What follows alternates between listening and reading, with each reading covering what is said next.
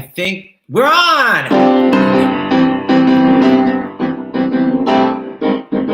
I still got it. Hi, everybody. I'm Seth Rudetsky. I'm James Wesley. But we're married, but we did not take each other's last names. Rudetsky is horrific, and Wesley is too goyish for this mug. We're here doing something called Stars in the House. That's right. We did not think of the name. Brian Stokes-Mitchell did. He is the CEO of the Actors He's Fund. chairman of the board. Oh, I keep getting it wrong. Joe Benacasa is the CEO and president. I don't know those terms. Well, that's why you got to let me do it. I'm not a suit. Brian Stokes-Mitchell is the chairman of the board. Just think of Frank Sinatra, Brian Stokes-Mitchell. Anyway, so Brian Stokes-Mitchell thought of the name Stars in the House because he's saying we have stars in their houses. We are watching stars from our houses. And anyone who is doing this broadcast is a star because they are shining light on something that is pretty dark. You know, staying at home, the sickness. So everyone is a star, and we're really happy, everyone that is doing this. I can't tell you the amount of people that are coming up. I don't know the exact schedule, but this week we have scheduled Patrick Wilson, Kristin Chenoweth, Audra McDonald, Kayala Settle, Liz Callaway. Tonight is Lindsay Mendez. Lindsay Mendez, Tony Award winner, who, by the way, texted me 10 minutes ago saying, oh my God, I'm not ready. I just woke up. She's in LA. I was like, you're not going on now. We promised not to put anyone who lives on the West Coast on at 11 a.m. I know people do it on the Today Show and Good Morning America, but we're not going to do that. And CBS this morning. We got to say the votes. And by the way, every single day, because we're not just sassy talk and music, we have actual medical cutting edge information from Dr. John LaPook, who is the chief medical correspondent for CBS, giving us literally, I mean, like, it's not like my dermatologist. I don't know why I'm name dropping. They're not like my veterinarian. He's not name dropping it. My point is, he's the chief medical correspondent. He is like a direct line to everything. What else do we have to say? Well, so we're learning as we go, and so we're seeing comments on the right-hand side, which we didn't really even understand. So we will do question and answer. Yeah, we're doing question and answer. Just comment on the YouTube site. Andréa Rivette just asked a question. We're going to ask Judy later. So just keep commenting. We love it. Keep making donations at actorsfund.org. James, you want to give the big news? Last night was our first show. We can't believe anyone even watched. And we actually made more than $100. I can't believe it. Right. And there were so many names. I can't even really say them all right now, or we'll be here for 30 minutes. But it turns out we just last night, and it's still counting, the last count was $11,500 for the Actors Fund. Can you believe it? Which is amazing, from people who donated $5 to $500, and I think even more. And whatever you give. And that's right. We have to reiterate, the Actors Fund is for everyone, not just actors. Everyone, box office, makeup, hair, front of house, backstage, everyone in IATSE can get help from the around the country, not just New York, not just Los Angeles. And people are calling in, emailing in at 10 times the normal rate for help. And it isn't, and the help is specific as medical necessities, rent, utilities. We'll give more information about that. And tonight we're going to have the doctor who's at the Friedman Health Center in New York. Dr. Jason Kent is going to be joining us as well, and he can explain more. Yes. Let me first welcome the amazing Ms. from her house, Judy Kuhn. Hey guys, you that people donated so much money last night. That's amazing, or amazing. Amazing. Now, where is your lovely house located? What part of New York City? Lower Manhattan. Very cool. Look how beautiful it is. Judy Kuhn, I'm going to just give some people cues if they don't remember your entire career as I do. The original Cosette in Les Mis, but understudy for Betty Buckley in The Mystery of Evan Drood. And of course, one of the stars of Rags, which ran a solid weekend. Actually, wait, Judy Kuhn, please tell your Rags story when you open on a Thursday. I'm obsessed with this. Oh my, it was my baptism of fire for sure. It was my first, featured role in a Broadway show. And opening night, we had a rocky rehearsal period, but we finally got to Broadway. We had our opening night. It was thrilling. We had the big party, and the next day I was cleaning my apartment, and I had the local news on, and I saw the Rags logo go up. Exciting! So it was very exciting, and I turned up the volume, and the person on the TV looked straight at me and said, "Rags, which opened last night at the Mark Hellinger Theater, will close tomorrow after 4 performances." Wait, so no producer phone call? No, they sent out a press release and like, oops, they forgot to tell the cast. That's wonderful. Okay, we're going to start with probably the hardest song of the night because of all the ins and outs. Well, right, and hold on for 1 second. Let's bring on Dr. LaPook because he and have known each other for more than just this broadcast. Okay, so hold on. So Dr. John LaPook, do you know my friend Judy Kuhn? Oh. Yes, I do, and I want to just say a couple of things. Fun Home, Fiddler on the Roof. Come on. All right. I was just starting from the beginning of her career. Give me a break. I'm a fan. I'm a big fan. Well, John, okay. Full disclosure, John is an old friend, but he's also my physician. Wow. I couldn't say that for HIPAA reasons. She can say it. I never say it. I never say who my patients are. So who are your patients? He is my fabulous doctor, and I'm very grateful to have him in my life. And honored to have her as my patient. Soprano and a belter. All right, John, we're bringing you back for more medical stuff. I'm going to Miss. I'm going to organize my desktop here so I can do this technology. Wait a minute.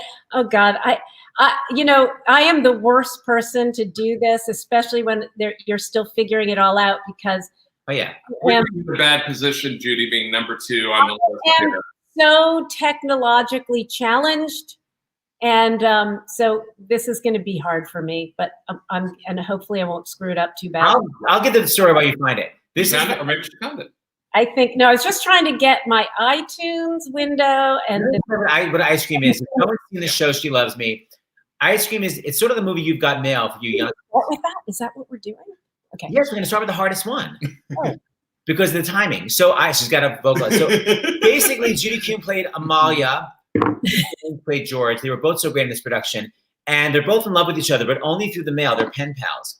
So they make a date to meet each other. And Judy Kuhn is waiting, and in walks Boyd Gaines. She does not know that he is her dear friend, but he realizes it. But immediately, Judy's like, "What the hell are you doing here? I'm waiting for my dear friend." They hate each other. They work together.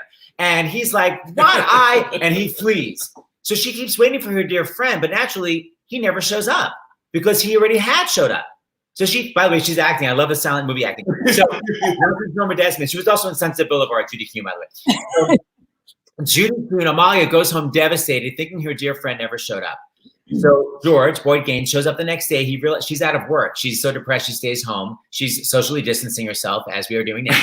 He comes over and he says, he tries to make her feel better. He says, your dear friend did show up last night, but he was intimidated because you're so beautiful. I saw him waiting for you. He was kind of bald and fat, and you're so stunning, he didn't want to meet you. And I feel bad that you're sick, so here's some ice cream. And she's like, why are you being nice to me suddenly? Peace out. And he says, well, why don't you write your dear friend a letter?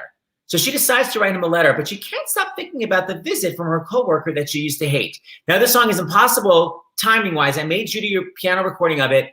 The sound's going to be weird. The time is going to be weird, but just taking the essence of this song. And Judy, I loved you when I saw this in the early 90s. Thank you. All right. Wish me luck. Here we go.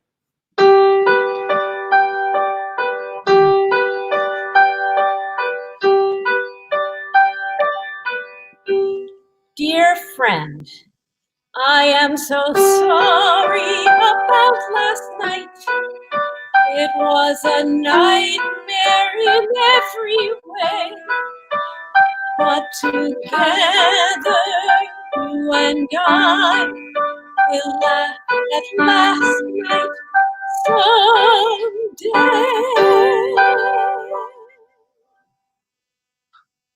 Ice cream, we brought the ice cream, vanilla ice cream. Imagine that, ice cream. And for the first time, we were together without a spat. Friendly, he was so friendly, that isn't like him. I'm simply stunned. No wonders never cease.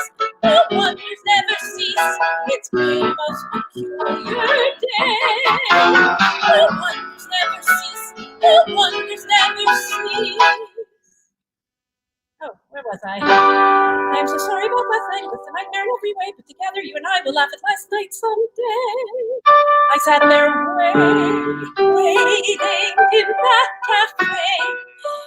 never guessing that you were fat, that you were near, you were outside looking bold. Oh dear. Dear friend, I am so sorry about last night. Last night, I was so nasty. Well, he deserved it, but even so, that George is not like this George. This is a new George that I don't know. Somehow, it all reminds me of Dr. Jekyll and Mr. Hyde. Oh, right before my eyes, the man that I despise has turned into a man I love. It's almost like a dream, and strange as it may seem, he came to offer me vanilla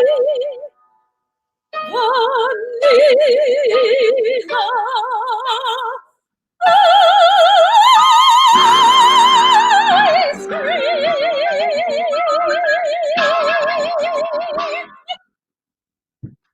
Yeah. Oh my God! Oh, Okay, that was so good. Okay, I just want you to see I the lost you comments. a couple times there, but Judy, look at the comments underneath.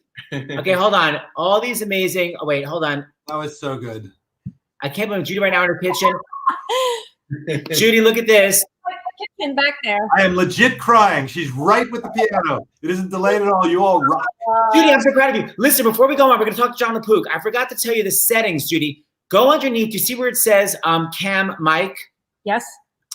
I don't know if I put you on the highest one. You have to be on FaceTime HD cam. Oh, you are on that. I am. And the high definition 720, right? Yes. Okay, just want to make sure. Okay, so I forgot to tell you. I wanted to make sure. right, 720? I look funny and blurry? No, actually, it looks good. But someone just commented, remind her. Okay, Dr. John LaPook. Before I forget, I want to ask you this question from my sister-in-law, which I keep forgetting to ask you. So she would like to know, Danielle would like to know, what can people eat, drink, take, or do to boost their immunity, especially for those who are more at risk to contract COVID-19? Okay, so I'm going to be, it's a little old-fashioned, but it's basically stuff your mother could have told you, all right? So you want to eat real foods, all right? On the label, if it's something that your grandmother wouldn't recognize, 2,4-dinitrophenylhydrazine, if you don't have it, okay? Eat your fruits and vegetables. Get good sleep, because we know now sleep isn't just, going to sleep. Your immunity is actually repaired during your sleep, and other important things happen. I'm not a big, I have one foot in the integrative medicine world. So, I've taken the integrative medicine course up at Harvard, and I took the herbal medicine course by Tierra Lodog and Full Lakota Indian and at Columbia. So I'm very open to that, but I don't think there are superfoods that are going to boost your immunity. I know people are be out there with their hair going up like that, but I think it's basically use your common sense, get a lot of sleep, hydrate, and then we talked about the hygiene. You know what I forgot to do yesterday? People are always saying, we're social distancing, or they're saying hello with their elbows. It's Broadway, right? How about jazz hands? Jazz hands. It's kind of fun because you feel, I can't see myself, but jazz hands. It's serious, but on the other hand, when somebody puts their hand out to shake your hand, you feel a little like when you take your hand, it feels bad to do that. So maybe a little something, a little humorous. I think I read that the origin of the handshake is to show people a long time ago you didn't have a weapon in your hand. Well, I appreciate everything you're. Dr. LaPook, I just heard that they're testing a vaccine in Seattle. Is that true? What's the deal? Yeah, I know a lot about that, actually, because I spoke to Tony Fauci, Dr. Anthony Fauci. Yeah, Dr. Anthony Fauci, who's really a national treasure. And he is the head of, one of the things he does is he heads up infectious disease research for the National Institutes of Health. And you gotta hear what they did to make this vaccine. So the first vaccine like this, I won't get too technical, but basically it took about 20 months to do the SARS vaccine.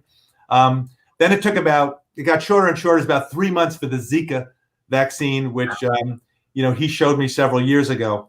What they did for this was they took the Zika vaccine. This is a schematic, but they unscrewed the part of it that made it specific to Zika. They screwed on the part that makes it specific for the new coronavirus. Wow. And voila. It took like almost no time. It took, weeks, like I think 3 or 4 weeks from the time they got the sequence when the Chinese published it on that Friday. I spoke to the woman who was involved very deeply at the NIH of doing this. They said, the sequence just came in. I guess we don't have a weekend. They came in on Saturday. They already had the formula for it by Saturday, just by a computer, sent it up to a company up in Massachusetts, and they were making it. And there are several different vaccines, so I'm not sure exactly which one's being tried where. But here's the thing, folks. Yes, it's amazing technological tour de force, but you got to test it. You got to see if it's safe and effective, if it's safe and if it raises an immune response.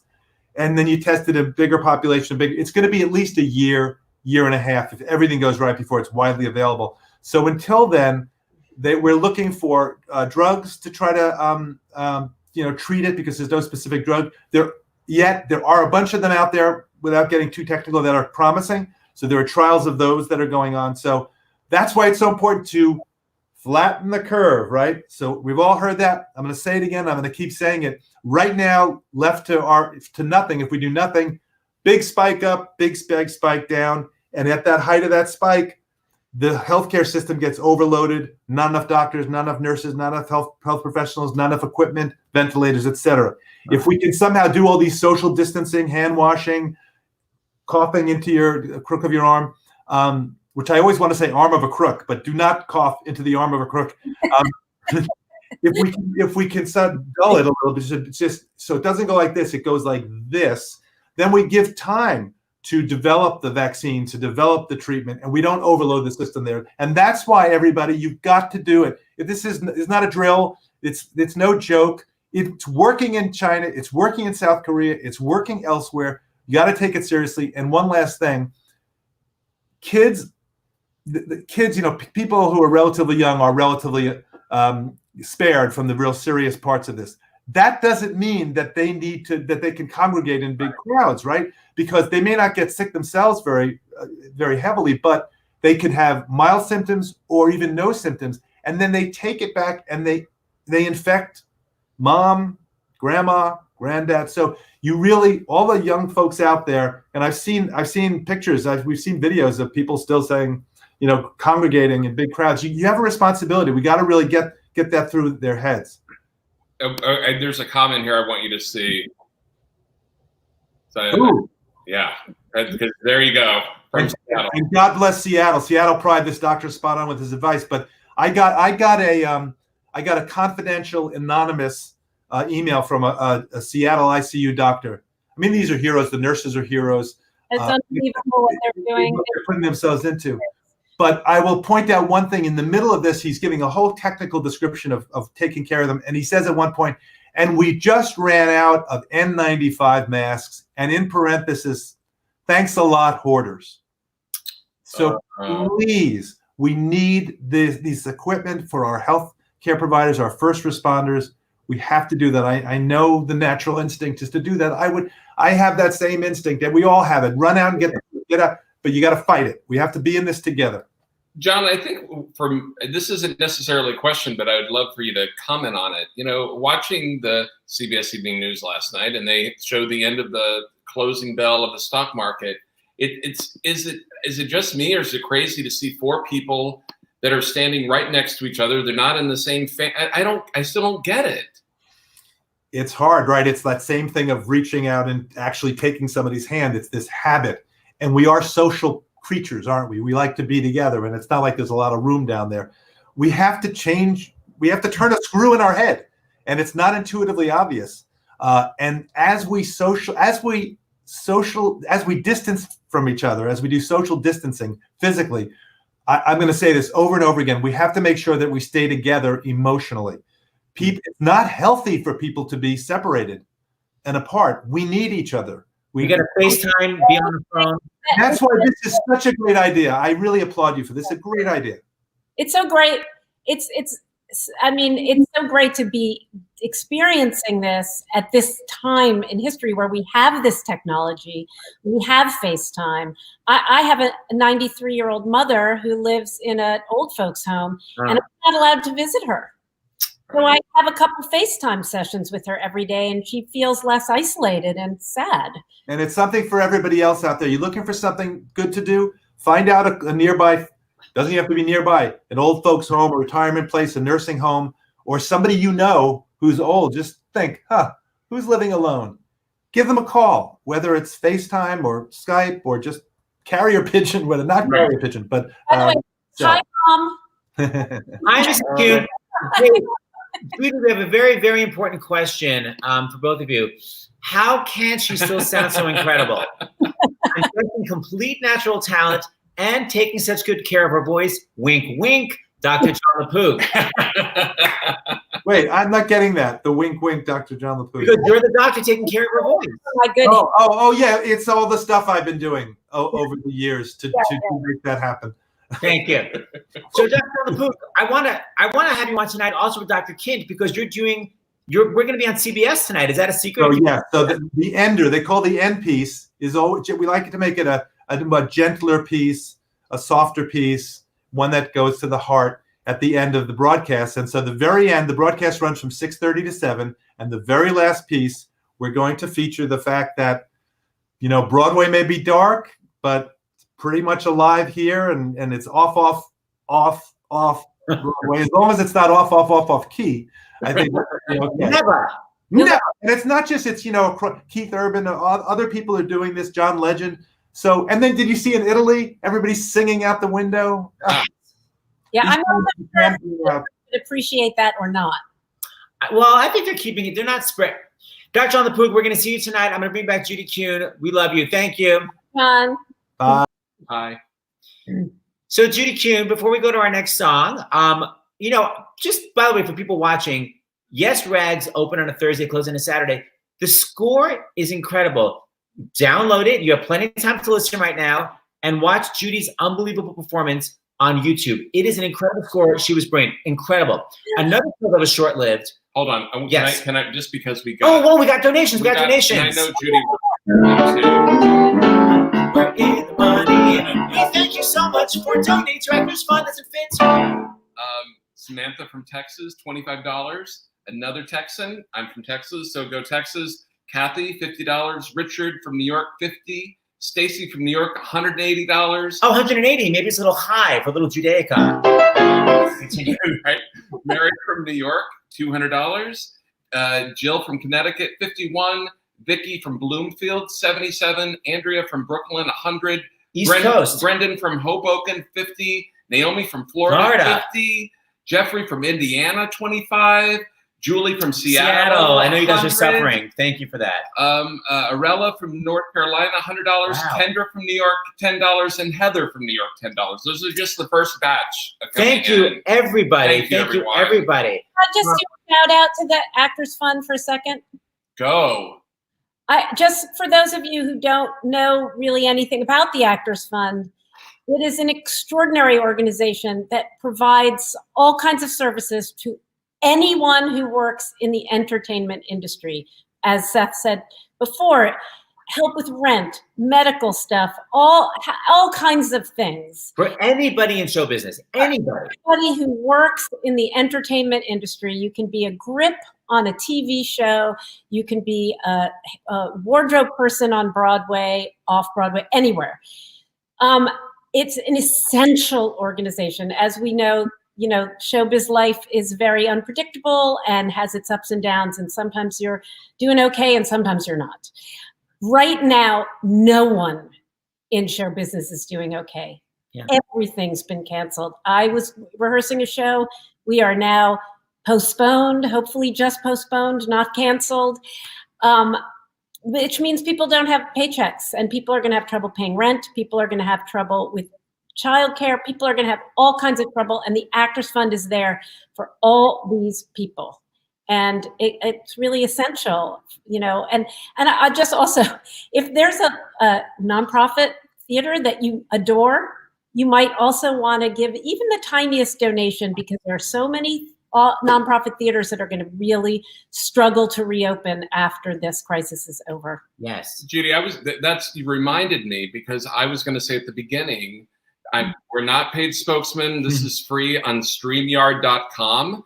But I would say, to piggyback on what Judy said, every theater company, they're all nonprofit, most of them are nonprofits, theater companies, should plan on doing their own fundraiser, just like what we're doing. I think you can get 5 or 6 people on at a time, do tracks. I'm recording the piano track, sending it to Judy, people sing. Any theater company, go to StreamYard, don't have a group benefit, even with 5 people. Everyone should be in their houses. Right. I know it's probably tempting to do shows where there isn't an audience, and you think you are lessening the number of people, but there's still groups of people that are really close by.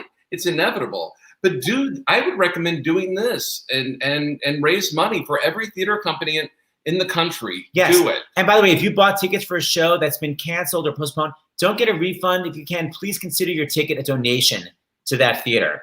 I have another important question from Steve.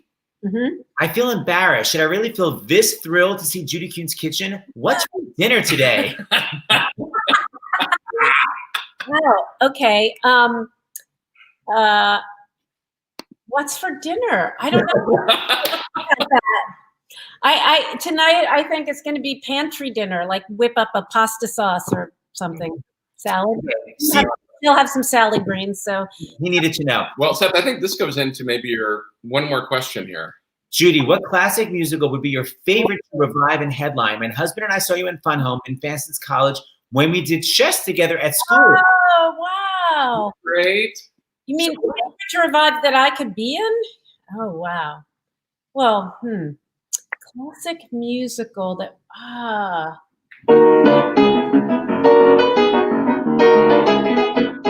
There are so many people who feel like I should play Mama Rose, and I can't wrap my head around that. But if you wanted to let me do that, I would absolutely do that. Also, there are people who've said I should play Mrs. Lovett, which I would also love to do. Yes. Okay, so producers. So speaking of chess, I love that show so much, just like Rag. Well, she mentioned she did chess. Oh, right. Yes.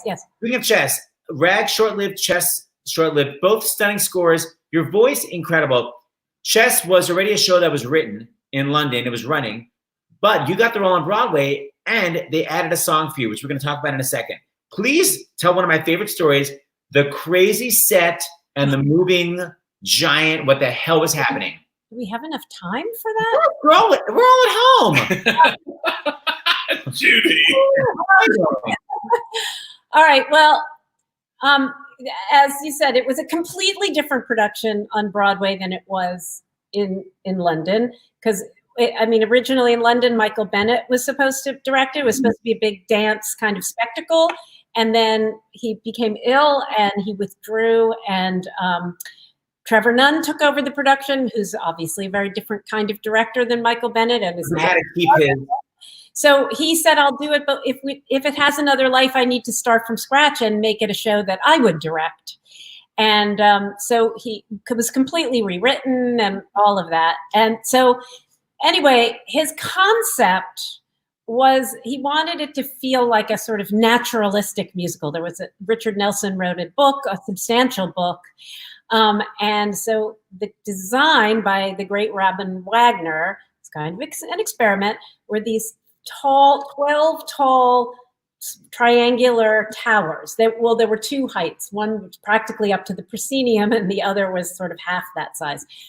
And they were in there was this very complicated mathematics about how they moved around the stage. They were also on a revolve, which made it even more complicated. The idea was that there was never going to be a blackout, that the actors could, walk and talk down a hallway and then go into a room and the powers would move and we'd be in a room. And they had dots on the floor and maps. And it was so complicated. It would take me an hour and a half to explain. That said, every now and then they got lost. Well, how were they moving?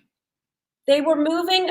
I guess I left out a very important part of this. They were not automated. that the revolve was automated. But inside each tower was an IATSE crew guy who had a compass on the floor and his cues and dots they were following on the floor. And so every time they got a cue, they would look at their map and where they were supposed to go. And they had this compass to tell them whether they were going upstage, downstage, which way to point. But sometimes their headsets, which were battery operated, went out. Sometimes they got lost. You'd hear, you'd be doing a scene and you'd hear it's knocking from inside one of the towers, and you'd hear him say, Joe, I'm out. And then you'd see on the next cue, a stage manager run out and push him into place. Sometimes they got lost, and we'd be playing a scene, and you'd see this sad, lonely tower kind of moving around the stage looking for his mark. One time, one almost ran me over, and I had to put out my hand and drop him this, 10-ton piece of scenery with one hand while I was playing a scene so that it wouldn't run me down. It was pretty unbelievable. Have you ever seen anyone that was a tower person? Well, they were very proud of their towers. They had them decorated inside with pictures and things, and because they spent a lot of time in there. It was a long show. And sometimes I'd be walking, through this theater district, and some big burly guy across the street would shout to me and say, "Hey, Judy, it's me, Tower 8." That's not a name. Okay, so here's a song, by the way, someone just wrote, I love someone else's story so much. One of my favorite musical theater songs. Thank you, Jen. This is the song that was written specifically for you, for chess. It was added. And I recorded the piano part. This one should be a little bit easier to do, except for some of the retards. But Judy, make it work. All right, here we go.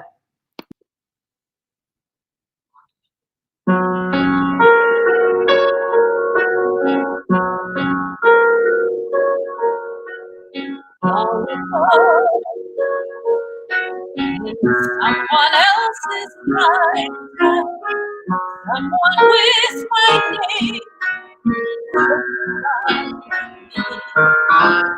Gave to know,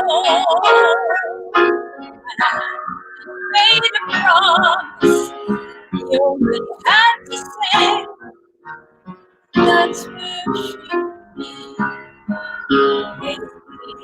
She was one justice. The promise she made was more than possible to keep. I wish it was the same. Well, you missed me. I am gone.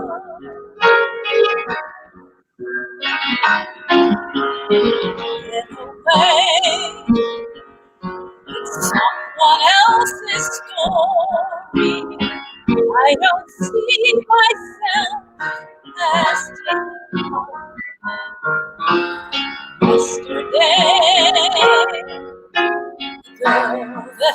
Judy, your sound is weird. What? Your voice sounds amazing, but it sounds weirdly electronic, and we don't know why. But it sounds anything. I know. It sounded so good before. Everyone just keeps saying the sound is messed up, but I don't know why. Here, talk a little bit. Go. Hello, here I am. No, bad? That's actually better. It's not. It's just a weird Wi-Fi thing.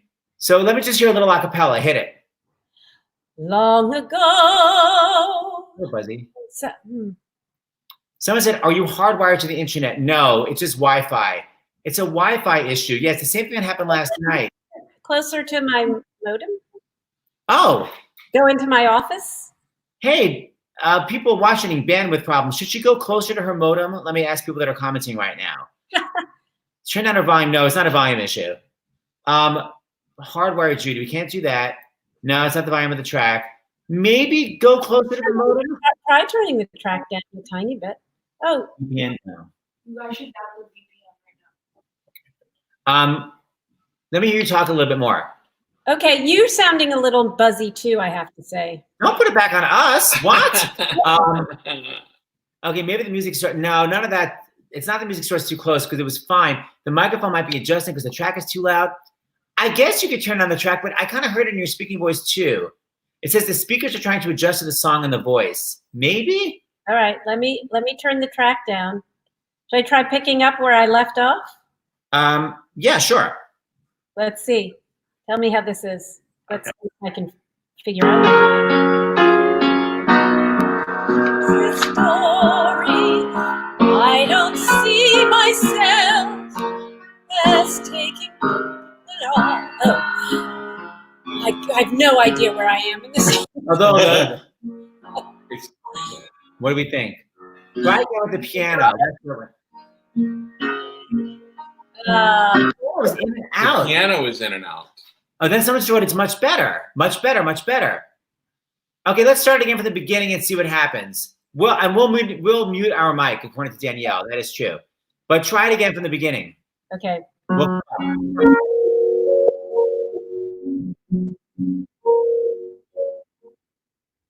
Long ago, in someone else's lifetime, someone with my name, he looked a lot like me, came to know a man and made a promise. He only had to say that's where she would be. Lately, the feelings run just as deep. The promise she made has grown impossible to keep. And yet, I wish it wasn't so. Will he miss me if I go?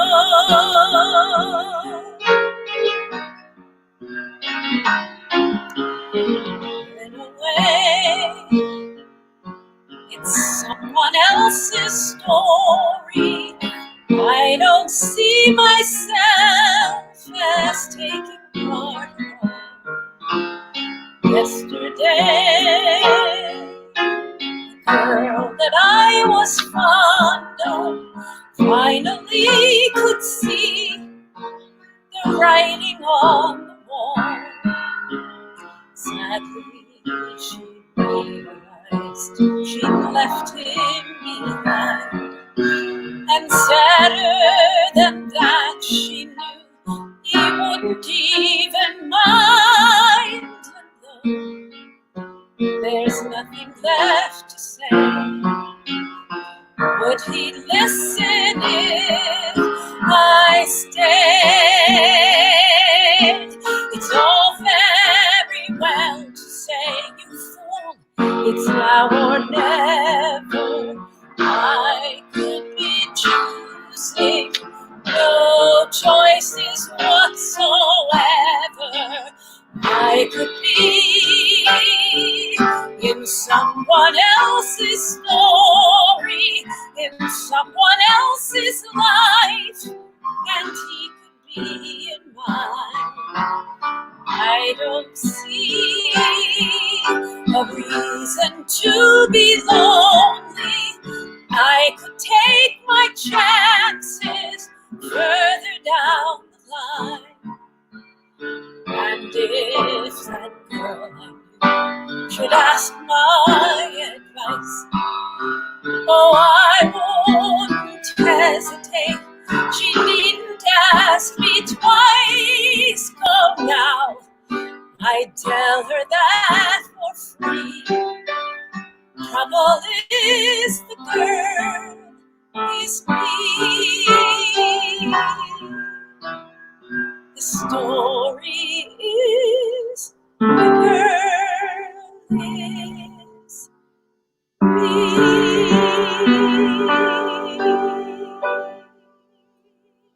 Oh my God. Okay, Judy, you just got to see what's happening here. Okay. Scream again. I'm not saying it again. You've never done it better. How? Okay, but it's relentless. Okay, then it's just literally that. Then it's, is this real life? Amazing 30 years later, how is this possible? Original key, people. Original key. Okay, then, wait, there was one, my favorite one that I saw. That's right. Oh, this. Because, you did it twice in a row. My friend Greg, Different acting choices this time. Wow, brava, you were so of the moment. Time, right? Got to be new. Are you loving the amazing singing? Amazing.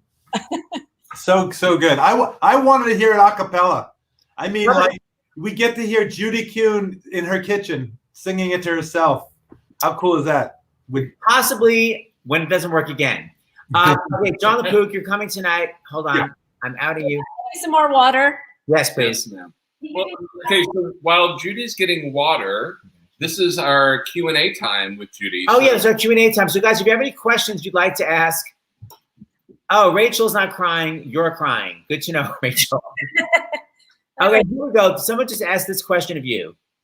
You both acted on stage and as the voice of an animated character. Were any of the techniques singing acting you use on stage applicable to your straight just voice acting? Heart you. It's hard to answer that question because, you know, you're doing the same thing. You're making acting choices. You're dealing with text. The difference, technically the challenge is it's not physically you doing it. So you have to pay attention to the images that you're shown. I mean, when I recorded Pocahontas, there was storyboards and there was a massive number of people in the studio giving me direction. Everybody had their own opinion. Everybody wanted me to emphasize certain things and be aware of certain, like, the physical things that were happening. So you just have to, in a way, I guess you just have to use more of your imagination to imagine doing the all the things that the character is doing, because you're not doing them yourself. But you're not watching the cartoon. You just have a storyboard. You see little images. Right. You're seeing images, frames, and they'll sometimes explain this is what's happening. They did make a sort of a hand-drawn video of, kind of rough cells, so I get a sense of the feeling of the motion, but it's all drawn after the voices are recorded. You have a request, by the way. My 4-year-old is watching with me, asking for a Pocahontas song. Oh. So I think that's going to happen. But let's first go back to another question. I don't think you have an answer to this because this doesn't sound like you. What is your go-to karaoke song? If you had one. I've never seen you do karaoke in a long time. Is my nightmare. That's what I thought. It's not something that I do, so I don't have a go-to karaoke song, but maybe I should think of one in advance in case I'm ever forced into that situation. There you go. Coddle me, Ben. What about this? What is your dream role of a gender that is not your own? I love you. You're my favorite. Oh, God. Kelly was asked that question. Yeah. Right. And I thought, wow, I've never thought about that before. And then I proceeded not to think about it after. Exactly. Wow. A gender that I've never, having gotten so deeply inside Fun Home, I think it would be interesting to play Bruce. Oh, wow. The Michael Service role.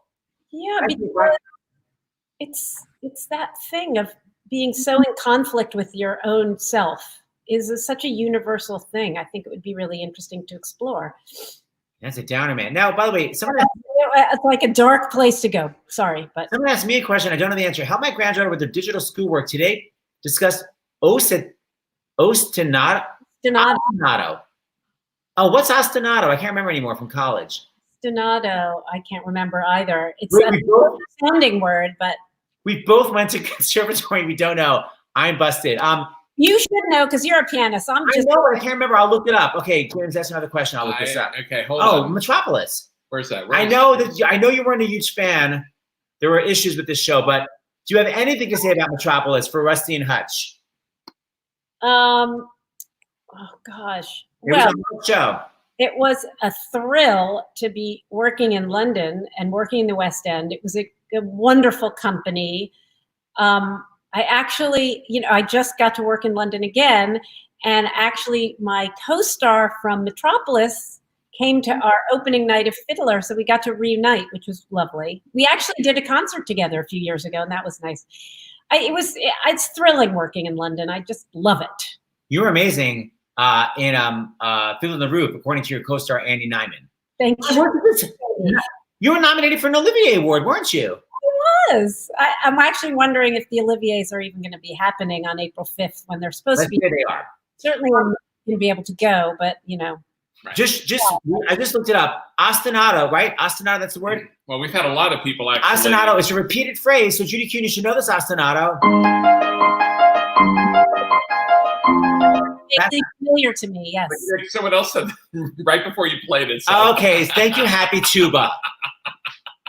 Okay, so guys, please don't forget to keep donating literally $1. Actorsfund.org. Hold on, we might. Let's see. It's amazing how many small donations that you had people donate yesterday added up to $11,000. That's $5, $10. What do we have right now? So here's the next batch before Judy sings again. Maya from Illinois, $5. Thank you, Maya. Point. Leslie from Massachusetts, $77. Donald from New York. Donald from New York, $257. Deborah from Maryland, $25. Joe from Pennsylvania, $50. Paul from Ontario, Canada, $75. Wow. Which, by the way, yes, we're going to do a specific one of these for the Canadian Actors Fund because all those theaters have been suffering. So Shalina Kennedy, who's a huge Canadian star and of course a Broadway star too, her partner is Jen Colella. They've both gone up to Canada right now. We're going to do a show with both of them. Of course, you know Jen and Shalina, and we're going to do it just for the Canadian Actors Fund. So stay tuned for that. Continue. So Corinne from New York, $50. Gail from Massachusetts, $10. Nancy from Georgia, $103. Ellen from Pennsylvania, $100. Lucille from New York, $50. Richard from Hawaii. Wow. What time is it there? What time is it? $25. They're having their coffee or tea watching us. Jamie from San Francisco. San Francisco, they're in lockdown now. San Francisco. Yeah. Thank you for doing that. Craig from Boston, $51. Chris from Toronto. Thank you. $47. Nikki from California, $15. Brendan from New Jersey, $25. Diane from Connecticut, $53. And Molly from California, $50. This is incredible. When people are feeling so much financial stress themselves to donate, it's really, really incredible. Thank you. We have an important message also from a gay activist. Your recording of Nobody's Side is gay rights. I don't know what that means, but I love it.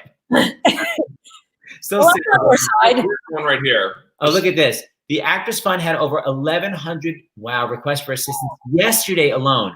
There's definitely a need to raise funds for all these amazing people in entertainment. Please donate. And like we said, it's not just sassy actors. It's people that are ushers that rely on their salaries to pay their rent and feed their children. Judy, you always come through for us. No matter what social justice event we're doing, you are there in full voice, a high B or a belted C.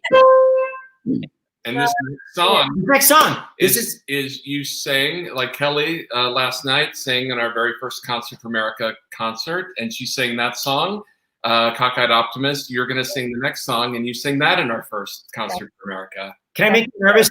I want to make you nervous to just say my favorite placement you do during this song is your placement on the word high. How high? Pressure's on. It's there. High. How do you do that right before? Thank you. If I don't like it, we'll make you do it again. All right. This is your big song. All right. This is for all you kids and you grown-up kids out there.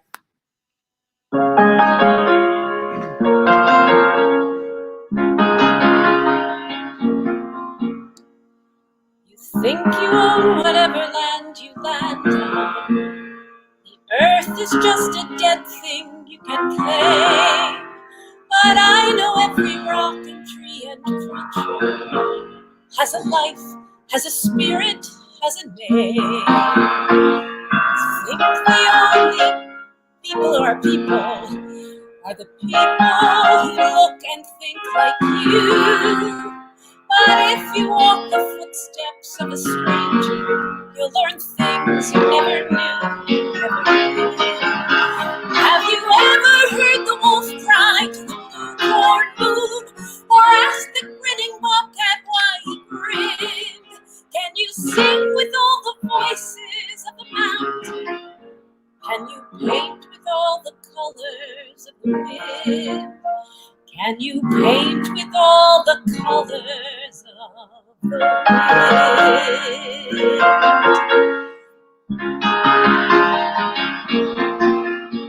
Come run the hidden pine trails of the forest. Come taste the sun-sweet berries of the earth. Come rolling all the riches all around, and for once never wonder what they're worth. The rainstorm and the river are my brothers.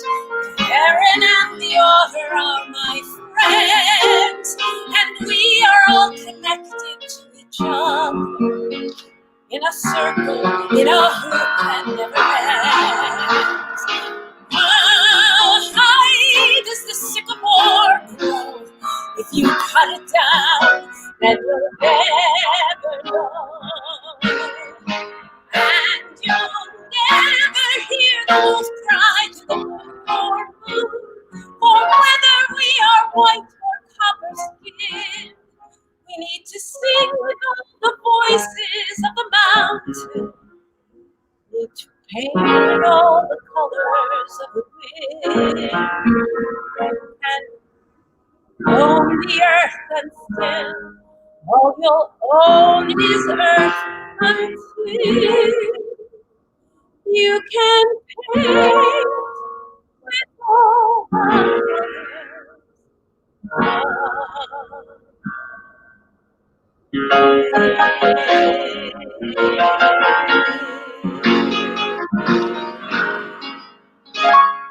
You still got it. Judy, you're still amazingly sitting down. Sitting down in my dining area. This song brings me to tears. Oh, You're having ugly crying tears. ugly. Arlene M. Spry. I'm an usher, so I can relate. We're talking about that. Okay, so guys, by the way, this is what I said before. Tone, placement, phrasing, magic. Judy, we got to get you back on Broadway. We got to reopen Broadway and then bring you back. Can I say something about the Actors Fund? You know, we talk about its support for all these people who are actors and non-actors, but when you're looking about things to improve your immune system, financial hardship and stress makes you sick, can make you sick. And that's why not only you're helping them, but you're helping everybody else out there who are home, stressed, alone, socially isolated. And by bringing us together, at least virtually, you are helping everybody medically. Thank you. By the way, you're going to love this too. Look at this comment, James. I just shared this website with all my musical theater, opera, music friends. We were all poor college students at Northwestern U. Go Cats. I told them even $1 makes a difference. The arts matter. Thank you, Dr. LaPook. Thank you, Judy Kuhn. Thank you guys for what you're doing. You're amazing. We love you both. Tonight, 8 p.m., Lindsay Mendez, Dr. John LaPook, and special guest star Dr. Kint. Yes. Can I ask a question? Because somebody asked this of me on social media and I didn't know the answer. People ask, if they're not watching it live, is it possible to watch these later at another time? It's on the YouTube site. If you go to the Actors Fund YouTube site. Okay.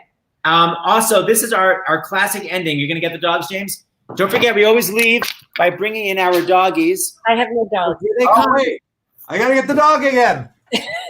Mateo. Hey, Mandy. Come on, Bagel. Bagel. Hi, Angels. Hey, Chrissy. Hi, everybody. This is my only pet. For the allergies. All right, guys. See you tonight. All right, bye. he's out on a walk. Bye. Okay. Bye, dogs. Oh, that's his butt. Okay, bye. See you later. End broadcast. Bye. Oh, so cute.